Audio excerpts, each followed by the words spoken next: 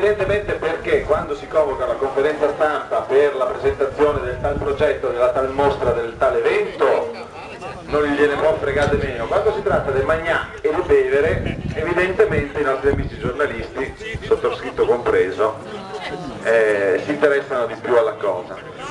Vi dico subito che abbiamo già deciso, visto l'entusiasmo nostro, ma anche vostro tutto sommato, pur non avendo pubblicizzato troppo la serata, che dalla prossima edizione, che non è detto che sia l'anno prossimo, potrebbe essere già quest'anno, dal numero 1, dalla prima vera edizione, abbiamo deciso con Fabio e con gli amici giornalisti di realizzare questa cosa in maniera intanto un po' più seria, un po' più, non che non sia tanta seria questa sera, ma seria nel senso del premio finale, della destinazione, della finalità, e cioè di destinare questa iniziativa a finalità di beneficenza.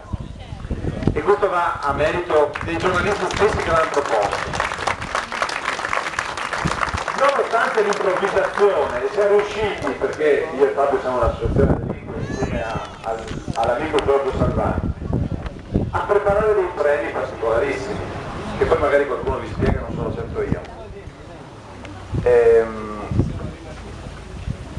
Non so se dirlo subito chi è arrivato ultimo.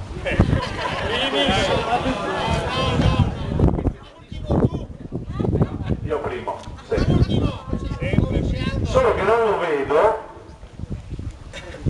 Oh, non lo vedo. Dietro, vicino al pozzo, sta parlando. Allora, l'ultimo arrivato è Renato Malamanca.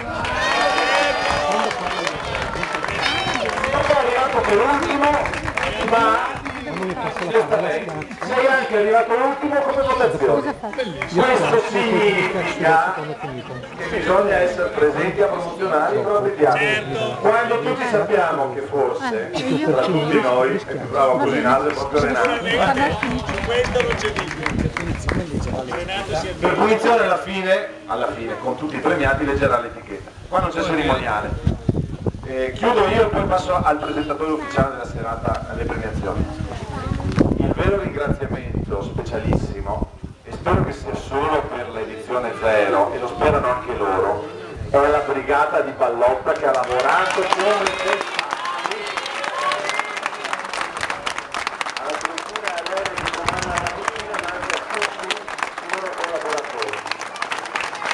Perché davvero, se non fosse stato per loro, per noi persone che ci è stato il tempo di fare. adesso se il dottor Baroni si prestasse a mollare la